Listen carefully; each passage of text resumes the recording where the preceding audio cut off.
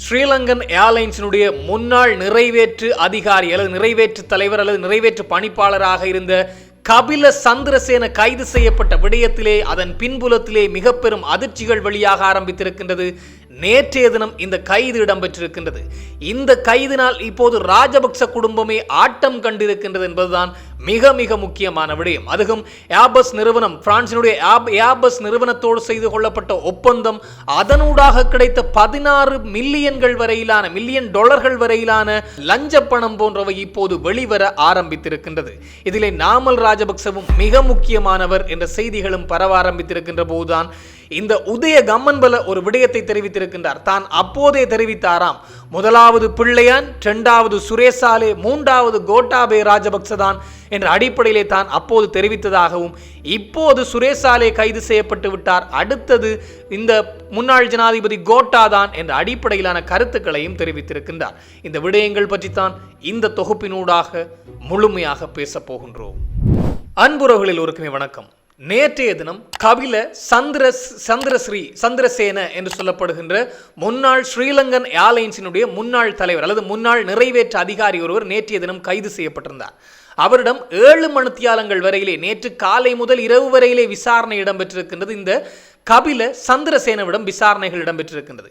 இவர் 2012-13 ஆண்டு காலப்போது என்றால் மஹிந்த ராஜபக்ச காலத்திலே இந்த ஸ்ரீலங்கன் ஏர்லைன்ஸினுடைய பணிப்பாளர், அதாவது நிறைவேற்று பணிப்பாளராக செயற்பட்டிருப்பதாக சொல்லப்பட்டிருக்கின்றது. ஏன் இந்த நபர் கைது செய்யப்பட்டார்? இது எல்லா ஊடகங்களிலுமே ஒரு சாதாரண செய்தியாக கடந்து போய்விட்டது. முன்னாள் ஸ்ரீலங்கன் ஏர்லைன்ஸினுடைய நிறைவேற்று பணிப்பாளர் கைது செய்யப்பட்டு விட்டார், நிறைவேற்று பணிப்பாளர் கைது செய்யப்பட்டு விட்டார். 2 லட்சம், அதாவது 2 மில்லியன் டாலர்கள், 2 மில்லியன் டாலர்கள் என்றால் எந்த அளவுக்கு என்று பாருங்கள். 2 மில்லியன் டாலர்கள் பிரான்சினுடைய ஏர்பஸ் நிறுவனத்திடமிருந்து லஞ்சமாக பெற்றுக்கொண்டார் என்ற அடிப்படையில் தான் அவர் கைது செய்யப்பட்டிருக்கின்றார் என்று செய்திகள் பரவியிருந்தது. இது எல்லா ஊடகங்களிலும் சாதாரண செய்திகளாக பரவிய போதுதான் தென்னிலங்கையில் இருந்த ஒரு சிங்கள ஊடகம் மாத்திரமல்லாமல் இந்த சண்டே டைம்ஸ் என்று சொல்லப்படுகின்ற ஊடகத்திலும் இந்த விடயம் குறிப்பிடப்பட்டிருக்கின்றது. தென்னிலங்கை சிங்கள ஊடகம் ஒன்றும் இதனை மேற்கோள் காட்டி செய்தி வெளிப்படுத்தி இருக்கின்றார்கள். இதன் பின்னால் மிக பெரும் தலைகள் எல்லாம் சிக்கப் போகின்றார்கள் என்பதுதான் மிக முக்கியமான விடயம். இது சாதாரண ஊழல், அதாவது வெறும் லஞ்ச விடயம் மாத்திரமல்ல, இலங்கை என்ற ஒட்டுமொத்த நாட்டினுடைய, அதுவும் மக்களினுடைய மொத்த வரிப்பணத்தையும் வாரி அள்ளி கொடுத்த விடயம் இடம்பெற்றிருக்கின்றது என்பதுதான் மிக மிக முக்கியமான விடயம். அதுவும் ராஜபக்சக்கள் தங்களை வெல்ல அல்லது தாங்கள் நினைத்ததை செய்வோம் என்பதை செய்து காட்டிய சந்தர்ப்பங்கள் அது என்பதும் குறிப்பிடப்பட்டிருக்கின்றது. யாரும் எங்களை கேட்க முடியாது, யார் எங்களை கேட்க முடியும், நாங்கள் நினைத்ததை செய்வோம் என்ற அடிப்படையிலான செயல் திட்டங்களின் ஒரு விளைவுதான் இது என்பதும் தெரிய வந்திருக்கின்றது. என்ன விடயம் என்று பார்க்கின்ற போது, இந்த பிரான்ஸை மையமாக கொண்டு இயங்குகின்ற ஏர்பஸ் நிறுவனத்திலிருந்து விமான கொள்முதல் செய்வதற்காக இலங்கையினுடைய ஏர்லைன்ஸ் நிறுவனத்திற்கு 2 விமானங்கள் கொள்முதல் செய்தல், 4 விமானங்களை குத்தகை கெடுத்தல் என்ற அடிப்படையிலே பேசப்பட்டிருக்கின்றதாம். அப்போதைய இந்த ஸ்ரீலங்கன் ஏர்லைன்ஸ் நிறுவனத்தினுடைய தலைவர்கள், அதனுடைய நிர்வாக தலைவர்கள் குழு எல்லாருமே ஒன்றிணைந்து மஹிந்த, அதாவது சமல் ராஜபக்சனுடைய வீட்டிலே இந்த கலந்துரையாடல் இடம்பெற்றிருப்பதாக சொல்லப்பட்டிருக்கின்றது. ஒரு தீர்மானம் நிறைவேற்ற வேண்டும் என்றால் ஒரு அமைச்சர் அவையினூடாகத்தான் அந்த தீர்மானம் நிறைவேற்றப்படும். ஆனால் அங்கேயெல்லாம் செல்லாமல் சமல் ராஜபக்சவுடைய வீட்டிலே தான் இந்த தீர்மானம் நிறைவேற்றப்பட்டிருக்கின்றதாம். இதிலே குறிப்பிடப்பட்ட விடயமானது, இந்த ஸ்ரீலங்கன் ஏர்லைன்ஸுக்கு வாங்கியிருந்த விமானங்கள் இந்த பிரான்சினுடைய ஏர்பஸ் நிறுவனத்தினரிடம் தான் புறப்பட இருந்ததாம்.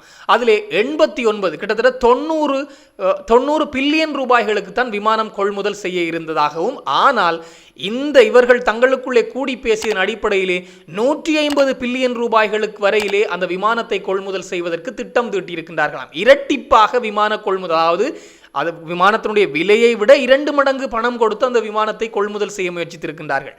ஏன் இது இலங்கைக்குத்தான் நட்டம் என்று கேட்டால், இலங்கைக்கு நட்டம், அதாவது ஸ்ரீலங்கன் ஏர்லைன்ஸுக்கு நட்டம், மக்கள் வரிப்பணம் போகின்றது. ஆனால் இந்த குழுக்களுக்கு, இதனை திட்டமிட்ட குழுக்களுக்கு லாபம். இதுதான் மிக முக்கியமான விடயம். காரணம், இந்த ஏர்பஸ் நிறுவனம் 16 பில்லியன் டாலர்கள் வரையிலே, 16 மில்லியன் டாலர்கள் வரையிலே இவர்களுக்கு லஞ்சமாக கொடுத்திருக்கின்றார்களாம். இதற்காக நன்கொடை என்றே சொல்லலாம், லஞ்சமாக இவர்களுக்கு கொடுப்பதற்கு ஒப்பந்தம் இட்டிருக்கின்றார்கள். அதுக்கு மறைமுக ரகசிய ஒப்பந்தம் இடம்பெற்றிருக்கின்றது.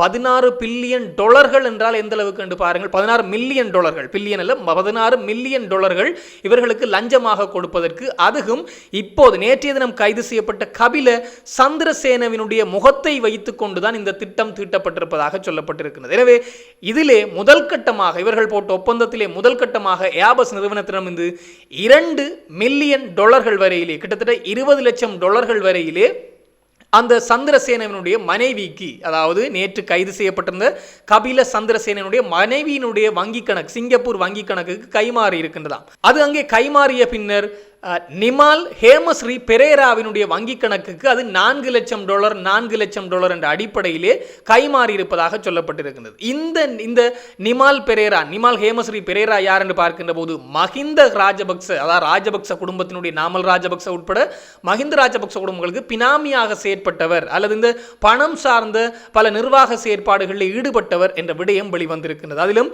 இந்த கிறிஸ் நிறுவன வழக்கிலே இந்த கிறிஸ் நிறுவனத்தோடு நாமல் ராஜபக்சவை அறிமுகப்படுத்தியவர் இவர்தான் என்ற அடிப்படையிலே ஒரு சமூக வலைத்தளத்திலே வந்திருந்த ஒரு ஊடகம், அது சமூக வலைத்தளம் சார்ந்த ஒரு செய்தி ஒன்று பார்க்க கிடைத்திருந்தது. இவரை, அதாவது நாமல் ராஜபக்சவை கிறிஸ் நிறுவனத்திற்கு அறிமுகப்படுத்தியதே இந்த நிமால் ஹேமஸ்ரீ பெரேரா தான். அது மாத்திரமல்ல, இந்த நிமால் ஹேமஸ்ரீ பெரேரா தான் பலதரப்பட்ட ஊழல் விடயங்களாக இருக்கலாம், வருகின்ற பணத்தை, கருப்பு பணத்தை வெள்ளை பணமாக மாற்றி ராஜபக்சக்களுடைய கைகளிலே கொடுத்திருக்கின்றார் என்ற உண்மைகளும் வந்திருக்கின்றது. எனவே நேற்றைய தினம் கைது செய்யப்பட்டிருந்த கபில சந்திரசேனவை முகமாக வைத்துக்கொண்டு அவரிடம் அந்த 2 மில்லியன் டாலர்கள் கைக்கு வந்திருக்கின்றது.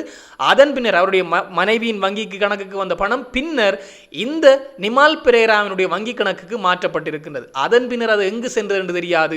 ஆனால் 16 மில்லியன் டாலர்கள் தான் அங்கே போடப்பட்ட ஒப்பந்தமாம், அவர்களுக்கு கொடுக்கின்ற லஞ்சம். ஆனால் 2 மில்லியன் டாலர்கள் தான் இப்போது கணக்குக்கு வந்திருக்கின்றது. ஏனைய 14 மில்லியன் டாலர்கள் எப்படி போனது, எங்கே போனது என்பது மிக பெரும் மர்மமாகவே இருக்கின்றது.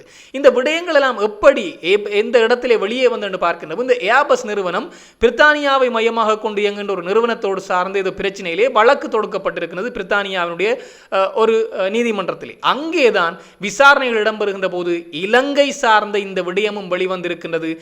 ஸ்ரீலங்கன் ஏர்லைன்ஸ் சார்ந்த இந்த மோசடிகளும் வெளிவந்திருக்கின்றது. இது 2020ஆம் ஆண்டு கால பகுதியில் இந்த விடயத்தை இந்த சண்டே டைம்ஸ் என்ற பத்திரிகை வெளியிட்டிருந்ததாகவும் அப்போது யாருடைய ஆட்சி என்று எல்லோருக்குமே தெரியும். அது பெரிதாக பேசப்படவில்லை. பிற்பட்ட நாட்களில் இப்போதுதான் இது பூகம்பமாக வெடித்து இந்த விடயம் சார்ந்து நேற்றைய தினம் அதனுடைய ஸ்ரீலங்கன் ஏர்லைன்ஸ் நிறுவனத்தினுடைய அப்போதைய நிறைவேற்று பணிப்பாளராக இருந்த கபில சந்திரசேன கைது செய்யப்பட்டிருக்கிறார். அவரிடம் 7 மணித்தியாலங்கள் விசாரணை நடத்தப்பட்டது. அவரை கைது செய்து கொண்டு போகின்ற போது ஏதோ குழந்தை போன்று பாவப்பட்ட ஒரு ஜென்மம் போன்று போகின்றார். ஆனால் இவ்வளவு பெரிய வேலையை செய்திருக்கின்றார்கள் என்பதுதான் மிக மிக முக்கியமான விடயம்.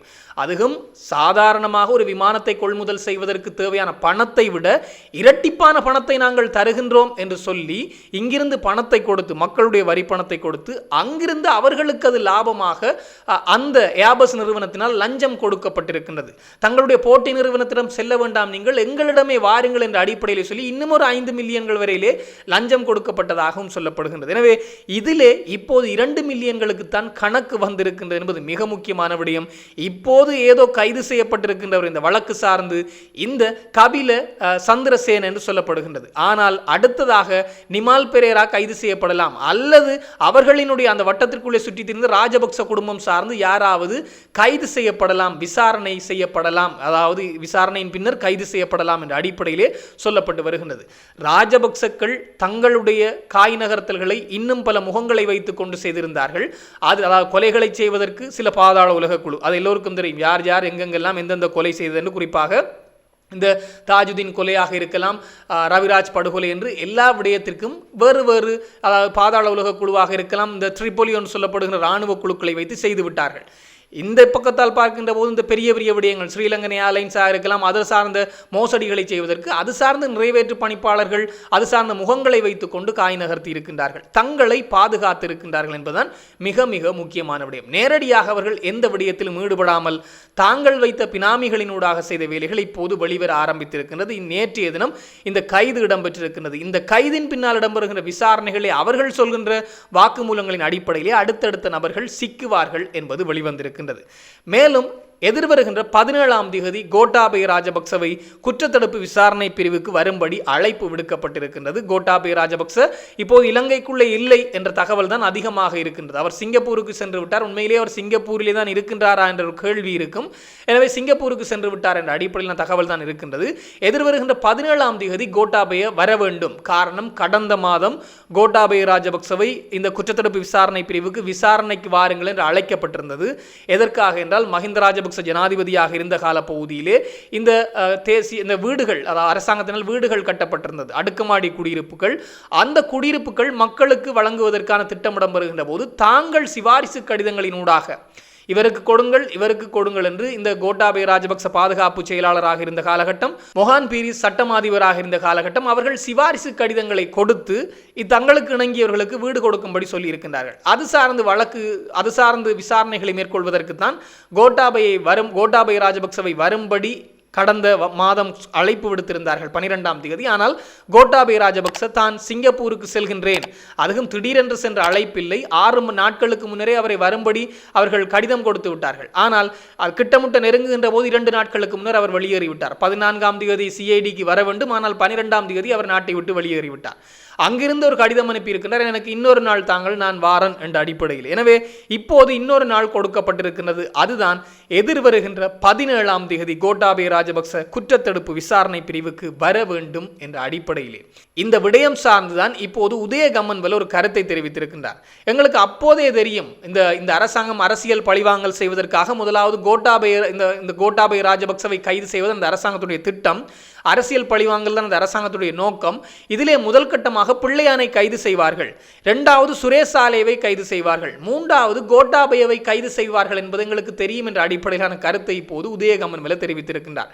உதயகம்மன்வல சொன்னதை போன்று பிள்ளையான் கைது செய்யப்பட்டு விட்டார், சுரேஷ் சாலேவும் கைது செய்யப்பட்டு விட்டார். அப்படி இவர் சொல்வது உண்மை என்றால் இந்த எதிர்வருகின்ற 17ஆம் தேதி கோட்டாபய ராஜபக்ச கைது செய்யப்படுவாரா என்ற ஒரு கேள்வி எழுகின்றது. ஆனால் கோட்டாபய ராஜபக்ச எதிர்வருகின்ற 17ஆம் தேதி அழைக்கப்படுவது இந்த வீடு, அதாவது இந்த வீடுகளை இவருக்கு கொடுங்கள் என்ற அடிப்படையில் சிபாரிசு கடிதம் வழங்கியது சார்ந்துதான் அவர் விசாரணைக்கு அழைக்கப்படுகின்றார். ஆனால் இந்த சுரேஷ் சாலேவிடம் நடத்தப்பட்ட வாக்குமூலங்கள் அவரிடமிருந்து புறப்படுகின்ற வாக்குமூலத்திலே அடுத்த விசாரணை இருக்கின்றது இந்த கோட்டாபய ராஜபக்சக்கு என்பதுதான் மிக முக்கியமான விடயம். காரணம், நேற்று முன்தினம் நீதிமன்றத்தை நாடியிருந்தது குற்றத்தடுப்பு விசாரணை பிரிவு.